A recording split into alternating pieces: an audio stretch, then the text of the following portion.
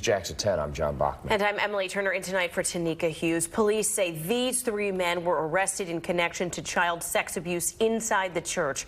The founder, Paul Dyal, is now behind bars without bond, charged with sexual abuse of a minor. Jerome Teschendorf and Vernon Williamson were arrested in Oklahoma on similar charges. Action News Jack's Robert Grant joins us live at the Duval County Jail tonight. Robert, the list of alleged victims is growing.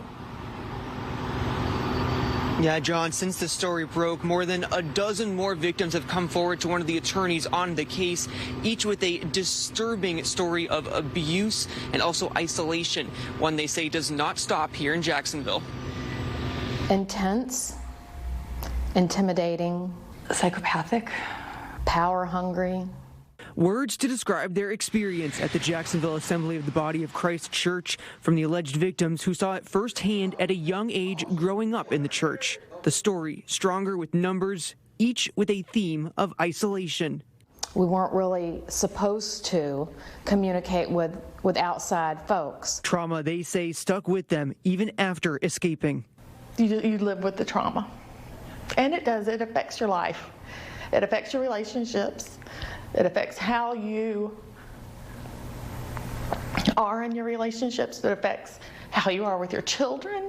The first sign of closure came after these three men were arrested. Lisa Stroud grew up under Jerome Teschendorf's roof, her stepfather. She says the phones were tapped, security cameras watched her every move. He would always tell me he had eyes in the back of his head. That's why he knew what I was doing. So you lived in a life of fear. Fear, Lisa says, followed her at the church, where she recalls being paddled for punishment. We would be told about them days before and left to think about them until the time arrived. And it wasn't just the paddling. It was like lift you up off the floor and put you across the table paddling. But they say the physical abuse doesn't compare to the mental wounds. It doesn't leave. It's not a bruise that can heal or a bone that can mend. These alleged victims say healing starts with a conviction, even as the threat of retaliation looms. How far will they go? I do not know. And the Jacksonville Sheriff's Office says it believes there could be more victims out there. They encourage anybody to step forward. Attorneys on the case.